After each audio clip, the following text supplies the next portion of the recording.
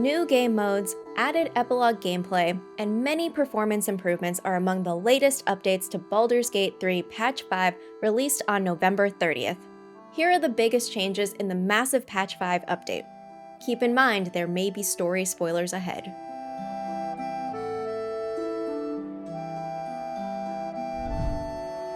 The new playable epilogue gameplay is an entirely new section at the end of the game before the final fight. Set 6 months after the events of Baldur's Gate 3's story, Withers host a get-together at camp where players meet new friends and old, taking all the time they need to say their final goodbyes to the party. According to Larian, your epilogue experience is the culmination of every choice and consequence you've made during your adventure, complete with over 3,500 lines of new writing and cinematics as you catch up with companions and reflect on the arc of your story. If you missed out on recruiting Minthara as a companion in your previous playthrough, you now have the option to save the Druid Grove and recruit her later on. To do this, you'll need to knock out Minthara in Act 1 by toggling non-lethal attacks during your fight. Keep in mind that non-lethal attacks must be melee attacks and not ranged attacks. After knocking Minthara unconscious, continue your playthrough until you meet her again in Moonrise Towers in Act 2, where you'll be able to recruit her as your companion. Patch 5 also introduces 2 new game modes, Honor Mode and Custom Mode. If you're looking for a challenge beyond Tactician Mode, Honor Mode provides a fraught and deadly campaign where the game is more difficult in and out of combat. Boss fights in this mode introduce a new legendary action system with over 30 new tweaks designed to catch players off guard while adding twists and turns to combat. Another major feature that increases the stakes of Honor Mode is the single save file, which disables save scumming to reload a previous save file.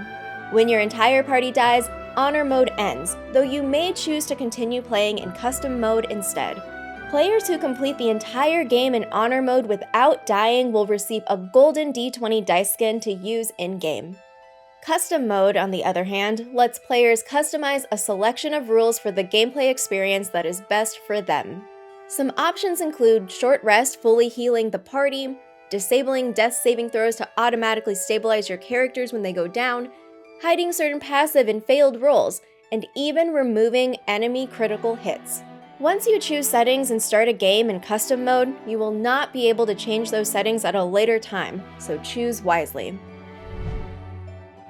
A major quality of life update from Patch 5 involves better access to inventory to manage items scattered across your party.